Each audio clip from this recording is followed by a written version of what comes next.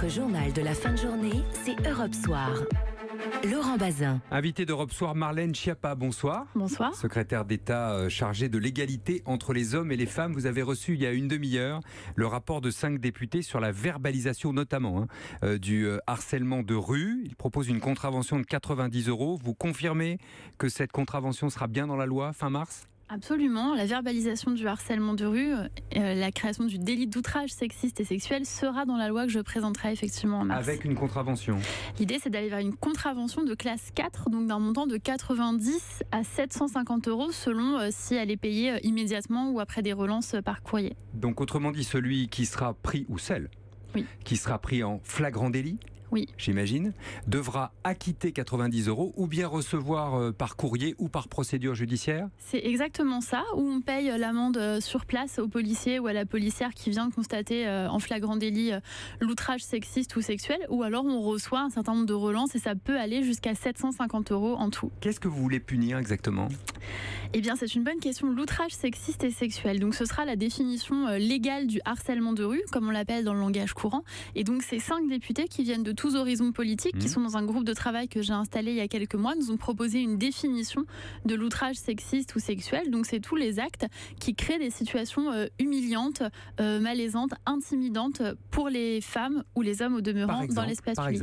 Par exemple, vous suivent pendant 4, 5, 6 rues, vous demandez à 10 reprises votre numéro de téléphone, s'approcher de vous, rentrer dans votre espace personnel, votre espace intime, vous menacer. Ce sont des choses qui peuvent être de cet ordre-là. Oui, et ça, ce sera puni comment ? Comment on va constituer cette infraction ? Alors l'idée, c'est 2 choses. Un, qui est du flagrant délit, donc que les policières et les policiers de la police de la sécurité du quotidien qui seront recrutés au nombre de 10 000, a annoncé Gérard Collomb, puissent avoir dans ses missions, parmi ses priorités, la verbalisation.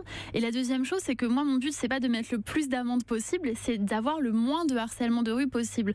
Donc je crois vraiment qu'on peut avoir un changement des mentalités, un changement des comportements et qu'on comprenne que c'est interdit d'intimider, de suivre, de harceler les femmes dans l'espace public. Dans ce que vous me dites, je dois comprendre que tous les policiers ne seront pas amenés à verbaliser, seulement cette police du quotidien ? Alors ça va être en arbitrage du côté du ministre de l'Intérieur, Gérard Collomb, qui va... Je vous dis ça parce que les policiers râlent déjà, disent que ce sera très compliqué en vérité à mettre en œuvre. Je crois pas qu'ils râlent, je pense qu'il y a eu effectivement un syndicat de policiers au tout début lorsque le président de la République l'a annoncé en lançant la grande cause du quinquennat le 25 novembre qui s'est interrogé. Et moi je comprends tout à fait les interrogations des policiers, de se dire c'est un nouveau délit, on le connaît peut-être pas encore précisément, c'est normal, il n'est pas encore écrit dans la loi, mais dès lors qu'il sera transcrit dans la loi, ça fera partie de leur mission. Moi je crois que la police a à cœur de protéger la population, de protéger les femmes et que parfois elle peut être démunie aussi. Donc là elle aura un outil justement pour protéger ces femmes efficacement. Donc ces femmes ou encore une fois ces hommes, ça peut arriver aussi. Vous avez raison de le rappeler. Ces femmes, si elles sont objet de ce comportement-là, qui est devenu donc contraventionnel, pas délictuel, elles peuvent aller chercher un policier et dire « il me suit, alors, l'idée, c'est il m'a parlé, il m'a bousculé, il a pénétrer mon espace vital, comme vous l'avez dit tout à l'heure. Voilà, l'idée c'est qu'on soit sur du flagrant délit, parce que sinon on est parole contre parole. Donc c'est pas sur du témoignage. En Belgique, c'est pas sur du témoignage. En Belgique, il y avait une loi qui a été votée avec la possibilité d'aller déposer des plaintes. On observe que c'est inopérant, parce que la plupart des femmes ne vont pas dans un commissariat déposer plainte pour du harcèlement de rue. Donc là, l'idée c'est justement d'avoir un outil le plus pratique possible, et le président de la République, comme le ministre de l'Intérieur, ont indiqué que cette police, elle sera déployée aux abords notamment des points névralgiques, des gares, des grands centres de RER, de métro, etc. Parce qu'on sait qu'aux abords des transports, il peut y avoir également ces phénomènes de harcèlement de rue. Est-ce que vous ne faites pas du symbole avant tout ?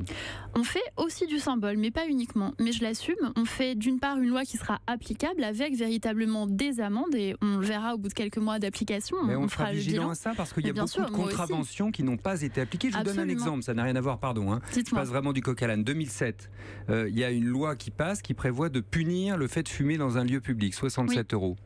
Pratiquement pas de contravention rédigée. On voit des gens fumer dans les lieux publics sans cesse. Vous faites bien de faire la comparaison. Moi, je compare avec l'amende. Vous savez, si vous écrasez votre mégot dans la rue, normalement, vous pouvez avoir une amende. Et à partir du moment où on connaît quelqu'un qui a eu une amende pour cela, je crois que ça peut avoir une valeur dissuasive. Et enfin, je voudrais dire que dans le débat public, on n'a jamais autant parlé du harcèlement de rue que depuis qu'on a annoncé qu'il y aura une loi contre le harcèlement de rue. Donc, je crois que ça a aussi une vertu dans le débat public de redéfinir les comportements acceptables ou inacceptables. Donc, vous demanderez à Gérard Collomb, le ministre de l'Intérieur, de faire appliquer sévèrement, en tout cas dans les premiers temps. Il y est très très attaché lui-même. Oui. Et deux, vous dites, oui, j'assume le côté symbolique de l'affaire. Et finalement, ce sera dissuasif, si ça marche. Il y a deux volets, oui, il y a deux volets. Il y a un volet actif et opérant réel avec le flagrant délit. Et il y a un volet, moi je dirais plutôt pédagogique, éducatif. Dernière question, ce matin, des femmes de cinéma sont engagées, c'est dans Libération, contre les violences sexuelles. Vendredi soir, les membres des Césars seront invités à porter un ruban blanc. Encore du symbole alors ? Oui, mais je crois que c'est un combat culturel. Donc moi, je salue bien évidemment cette mobilisation. Le monde du cinéma, c'est un monde que je connais un petit peu, qui est destiné à nous faire rêver aussi, à incarner quelque chose. Donc moi, je crois que tout l'envers du rêve n'est pas fameux, hein, si on en croit ce dont témoignent ces actrices. Justement, et elles incarnent quelque chose. Donc je crois que le fait qu'elles envoient ce message de solidarité à toutes les femmes en France, c'est quelque chose de très positif. Marlène Schiappa, merci d'être venue sur Europe 1 ce soir. Secrétaire d'État chargée de l'égalité entre hommes et femmes.